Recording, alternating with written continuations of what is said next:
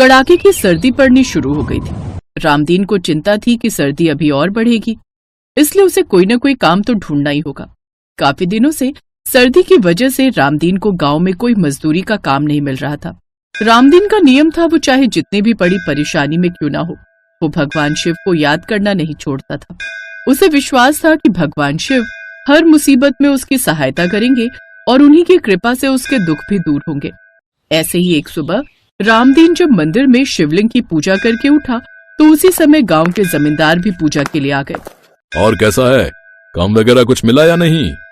नहीं मालिक, काम तो कोई नहीं मिला।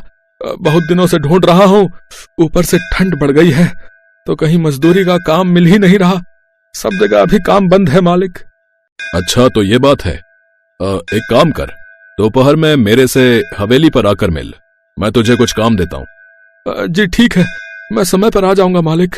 दोपहर को रामदीन जमींदार की हवेली पर जा पहुंचा। रामदीन, ये मेरे मित्र सेठ सूरज प्रकाश हैं। इनकी भरतपुर गांव में चादर कंबल की बहुत बड़ी दुकान है। मैंने इनसे तेरे बारे में बात की है। सत्यप्रकाश जी, अब आप खुद ही बात कर लो। रामदीन, मैं तुझे उधारी पर कंबल दूंगा। तू वो कंबल जो है शहर में बेचकर पैसे कमा सकता है। मैं तुझे गिनती के कंबल दूंगा। जब तेरे कंबल बिक जाएं तो तू मुझे पैसे दे दिया करना। इससे मेरी भी कमाई हो जाएगी और तुझे भी काम मिल जाएगा। कल मेरे से कंबल ले जा और शहर के बाजार में बेचा। जब सारे कंबल बिक जाएं तब तुझे मैं और दे दूंगा। अभी तो सर्दियां 3-4 महीने रहने वाली हैं। तुझे अच्छी कमाई भी हो जाएगी और मैं तेरे से ज्यादा नहीं कमाऊंगा। ठाकुर साहब ने मुझे तेरे बारे में सब कुछ बताया है। बस एक बात याद रखना, काम पूरी ईमानदारी के साथ करना, ताकि मेरा नाम ना खराब हो, क्योंकि बीच में मैं पड़ा हूं। ठीक है? मैं इस बात का पूरा ध्यान रखूंगा चौधरी साहब कि मेरे से कोई भूल ना हो। आपका बहुत बहुत धन्यवाद। आपने मुझ गरीब को काम देकर मुझ पर बहुत उपकार किया है मालिक। रामदीन मन ही मन भगवान शिव को धन्यवाद कहता है। उसे पता था कि उसके सारे दुख शिवजी की कृपा से ही दूर हुए हैं। घर पहुंचकर रामदीन ये बात अपनी पत्नी और माँ को बताता है। चलो अच्छी बात है बेटा, खूब मेहनत करो। भगवान शिव हमेशा तेरे साथ हैं। वो हमेशा तेरी मदद करेंगे, तेरी रक्षा करेंगे। जीते रहे मेरे बच्चे। मैं तुम्हारे लिए कुछ खाने का बांधूंगी। पूरा दिन काम में मत लगे रहना, कुछ खा भी लेना। मैं और माँ जी तो होंगे नहीं वहां तुम्हें याद दिलाने वाले। तुम्हें अपना ख्याल खुद रखना होगा। चिंता मत करो यशोदा, मेरे शिव शंकर मेरे साथ हैं। वो मेरा पूरा ख्याल रखते हैं। पता है, वो अपने भक्तों की हर पल की खबर रखते हैं। भगवान शिव का नाम लेकर रामदीन कंबल बेचने के लिए शहर निकल पड़ता है।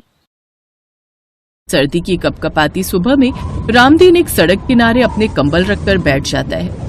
लोग आते जाते कंबल देखते और दाम पूछकर आगे निकल जाते। 1-2 ग्राहक कंबल खरीद कर ले गए। इससे रामदीन को थोड़ी संतुष्टि हुई। दोपहर होने वाली थी। रामदीन रोटी खाकर पानी पीने के लिए सड़क के पार लगे एक नल से पानी पीने गया। जब रामदीन वापस लौटा तो उसके सारे कंबल गायब थे। रामदीन घबरा गया। उसी समय वहाँ एक फल बेचने वाला आया। क्या हुआ भाई, तुम घबराए हुए क्यों हो? क्या कहूँ भैया, सामने के नल से पानी पीने गया था। यहाँ मेरे बेचने वाले कंबल रखे हुए थे, पर जब वापस आया हूँ तो देख रहा हूँ मेरे सारे कंबल गायब हैं। पता नहीं कौन ले गया। भैया, ये शहर है, यहाँ मिनट में चीज गायब हो जाती है। हर सड़क पर चोर उचक्के ठग घूमते रहते हैं। लगता है कोई चोर तुम पर निगाह रखकर छुपा हुआ था। जरूर उसी ने ही कंबल चुराए हैं। क्या कंबल किसी ने चुरा लिए? ए शिव शंकर, अब मैं चोर को कहाँ ढूंढूं? मेरा तो इतना नुकसान हो गया। अब मैं सेठ जी को क्या जवाब दूंगा? कहाँ से उनको कंबल के पैसे दूंगा? ये तो हजारों रुपए का माल था। भैया, बराबर में पुलिस स्टेशन है, तुम चाहो तो वहाँ रपट लिखवा सकते हो। हाँ, मैं अभी जाता हूँ। रामदीन पड़ोस के पुलिस थाने में जाता है और वहाँ पर रोते हुए शिकायत करता है। साहब, मेरे सारे कंबल चोरी हो गए। मैं गरीब हूँ, मेरे पास और कुछ नहीं है। कृपा करके मेरी मदद कीजिए। न जाने मेरे कंबल कौन चुरा कर ले गया। मैं गांव से शहर कंबल बेचने आया हूँ। मुझे यहाँ के बारे में कुछ भी नहीं पता साहब। अरे तो अगर शहर में नया था तो तुझे अपने सामान का खुद ख्याल रखना चाहिए था ना। अब हम पुलिस वाले हर समय इन कामों में लगे रहे तो बड़े केस कौन सुलझाएगा? बाकी हम देखते हैं, अगर कोई खबर मिलेगी तो हम तुम्हें बता देंगे। चलो जाओ अभी। रामदीन निराश हो गया। उसकी आंखों में आंसू थे और वो भगवान शिव को याद कर रहा था। तभी उसे एक शिव मंदिर दिखाई देता है। रामदीन रोता हुआ शिव मंदिर में जाता है और भगवान शिव के चरणों में गिरकर रोने लगता है। प्रभु, ये सब क्या हो गया? मैं तो बहुत उम्मीद के साथ कंबल बेचने निकला था। मुझे विश्वास था कि आप मेरी मदद करोगे और मेरे दुख दूर करोगे, पर यहाँ तो सब कुछ खत्म हो गया। मेरे कंबल चोरी हो गए भगवान। अब मैं गांव कैसे लौटूंगा? क्या जवाब दूंगा सेठ जी को? मेरे साथ बहुत गलत हुआ है प्रभु। आपकी भक्ति मैं सच्चे मन से करता हूँ, ये बात आप जानते हो, फिर क्यों मुझे ये दुख दिए? भरी ठंड की रात रामदीन थका हुआ था। उसकी आंख लग गई। रामदीन मंदिर में ही सो गया। भगवान शिव अपने भक्त के साथ ये सब होते हुए देख रहे थे। अब उनका क्रोध बढ़ गया और उसी रात वो चोर के सपने में आए। उठ पापी, मेरे भक्त को परेशान करके तू यहाँ चैन की निद्रा ले रहा है। अगर तुमने भोर होने से पहले मेरे भक्त के चोरी किए हुए कंबल उसे नहीं लौटाए तो मैं तुझे त्रिशूल के वार से भस्म कर दूंगा। नहीं नहीं प्रभु, मुझे क्षमा कर दीजिए, मुझसे भूल हो गई। मैं अभी पुलिस स्टेशन जाता हूँ और सारे कंबल लौटा दूंगा। मैं कुछ भी नहीं रखूंगा। और सुन, आज के बाद अगर तूने चोरी की तो मेरे क्रोध से तू बच नहीं पाएगा। नहीं प्रभु, मैं वचन देता हूँ, मैं कभी चोरी नहीं करूंगा। मैं सदैव ईमानदारी के मार्ग पर चलूंगा, कभी चोरी नहीं करूंगा प्रभु। चोर को सबक सिखाकर भगवान शिव अंतर ध्यान हो जाते हैं। चोर घबरा जाता है और तुरंत सुबह के 4 बजे ही वो सारे कंबल लेकर पुलिस स्टेशन पहुंचता है और सारी बात कहता है। पुलिस इंस्पेक्टर भी हैरान रह जाता है कि चोर खुद अपनी चोरी स्वीकार करने आया है। सब महादेव की लीला है। किसी ने सच ही कहा है, भोलेनाथ अपने भक्तों की मदद जरूर करते हैं और रामदीन भोलेनाथ का सच्चा भक्त है। पर वो गया कहां, अब ये देखना है। साहब, वो तो पास के शिव मंदिर में ही सो रहा है। मैंने उसे देखा था जब मैं रात का खाना लेने जा रहा था। लगता है अभी भी वो वहीं होगा। अच्छा, ये बात है, तो चलो फिर हम उसी के पास चलते हैं। और तू, आज के बाद अगर तूने चोरी की या मुझे कहीं चोरी करता दिखाई दिया तो हमेशा के लिए जेल में बंद कर दूंगा। अब जा यहां से। चोर को सबक मिल गया था, वो वहां से चला जाता है। पुलिस इंस्पेक्टर रामदीन को उसके कंबल लौटा देता है। रामदीन भगवान शिव को धन्यवाद कहता है। रामदीन, भगवान शिव ने तुम्हारी मदद की है। चोर खुद तुम्हारे कंबल दे गया। तुम्हारी भक्ति जीत गई रामदीन। अच्छा, तो इसके कंबल चोरी हुए थे। प्रभु की लीला अपरंपार है। रामदीन, इतनी भारी ठंड में तुम पूरी रात यहां सोए हुए थे। तुमने कुछ खाया नहीं होगा। मंदिर की रसोई में भोजन बन रहा है, तुम कुछ खाकर जाना। अब अरे याद आया, मंदिर में एक सेठ है जो कंबल बांटना चाहते हैं। तुम उन्हें अपने कंबल बेच सकते हो, वो थोड़ी देर में आते ही होंगे। बहुत बहुत धन्यवाद पुजारी बाबा। इंस्पेक्टर साहब, आपका भी बहुत बहुत धन्यवाद। कुछ देर बाद वो सेठ मंदिर में आ जाते हैं और पुजारी बाबा के कहने पर रामदीन के सारे कंबल खरीद लेते हैं। रामदीन की बहुत अच्छी कमाई होती है। ठंड में रामदीन की शिव भक्ति जीत गई।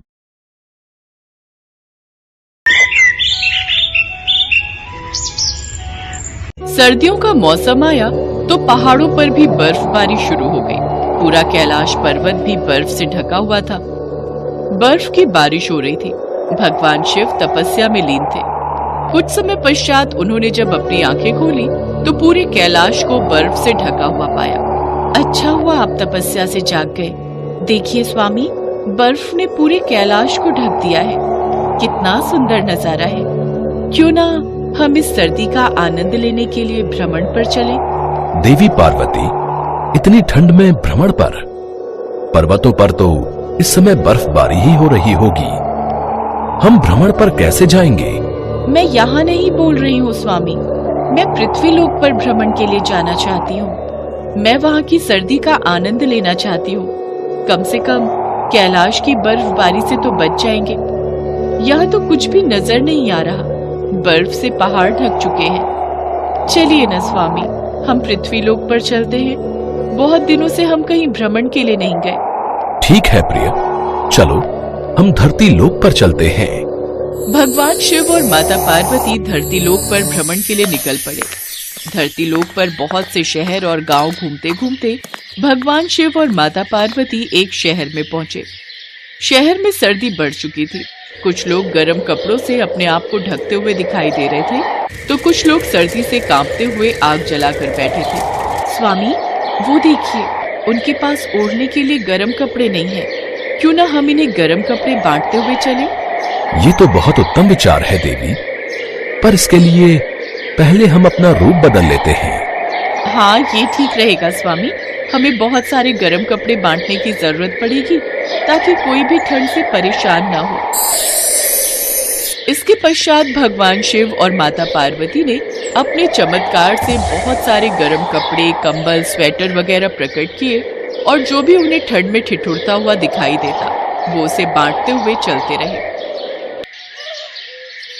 ठंड में घूमने की वजह से शिव जी और पार्वती जी को ठंड लगने लगी। धीरे धीरे उन्हें जुकाम लग गया और छींकें भी आने लगी। प्रभु, लगता है पृथ्वी पर रात में इतनी ठंडी हवा में घूमते घूमते हम दोनों को ठंड लग गई है। अब तो ठंड से मेरा बुरा हाल हो रहा है। देखिए कितना जुकाम आ रहा है। अच्छी। अरे स्वामी, आपको तो छींक आ गई। लगता है आपको भी ठंड लग गई। अक्षी, आपकी छींकें देखकर तो मुझे भी छींकें आ रही हैं। देवी, हमें इस कारण ठंड लगी है क्योंकि हम मनुष्य रूप में हैं और ठंड में रात में घूम रहे हैं। और कहो, घूमने के लिए तुम्हें बड़ा शौक था कि चलिए स्वामी, ठंड में पृथ्वी लोक का भ्रमण करते हैं। अब हम दोनों को ठंड लग गई है जो कुछ दिन तक बिल्कुल नहीं जाएगी। अब हमें इसी मनुष्य रूप में रहकर 1-2 दिन तक इस ठंड को झेलना होगा। पर अगले कुछ दिनों तक हम कहाँ रुकेंगे स्वामी? इतनी रात में हमें कौन आश्रय देगा? देखते हैं थोड़ा आगे चलकर, शायद कहीं रात गुजारने के लिए आश्रय मिल जाए। ठंड में ठिठुरते हुए भगवान शिव और माता पार्वती रुकने का स्थान खोजते रहे। ठंड थी तो सभी घरों के दरवाजे बंद थे। स्वामी देखिए, पृथ्वी पर गरीबी ना हो, सभी जगह अमीरी हो तो कितना सुख हो जाएगा। हम अपने लिए भी और यहाँ पृथ्वीवासियों के लिए भी, जिनके पास घर नहीं है, रहने को स्थान नहीं है, उन्हें दे सकते हैं ना? देवी पार्वती, हाँ, यदि भगवान चाहे तो वे प्रत्येक मनुष्य को सारी सुख सुविधाएं दे सकते हैं, पर हमें भी कुछ मर्यादाओं में रहना पड़ता है। यदि हमने सबको सारे सुख और वैभव दे दिए तो मनुष्य कर्म करना भूल जाएगा। वो मेहनत की रोटी खाने से परहेज करेगा क्योंकि उसे बैठे बैठे ही सब कुछ मिलेगा, तो वो श्रम क्यों करेगा? इसीलिए पृथ्वी के इस कर्म के चक्र से तो प्रत्येक मनुष्य को गुजरना ही है। यदि पृथ्वी पर जन्म लिया है तो मनुष्य को कर्म करने ही पड़ेंगे। मेहनत करके मेहनत की रोटी कमानी ही पड़ेगी, अन्यथा वे अपना संपूर्ण जीवन गरीबी में ही गुजार देंगे। आप ठीक कह रहे हैं स्वामी। मेहनत से पैसे कमाकर मनुष्य अपने जीवन को सभी सुख सुविधाओं से परिपूर्ण कर सकता है। वह देखिए स्वामी, सामने किसी घर के बाहर आग जलती हुई दिखाई दे रही है। चलते हैं, वहाँ पूछते हैं, शायद हमें रुकने का स्थान मिल जाए। ठीक है, चलकर पता करते हैं।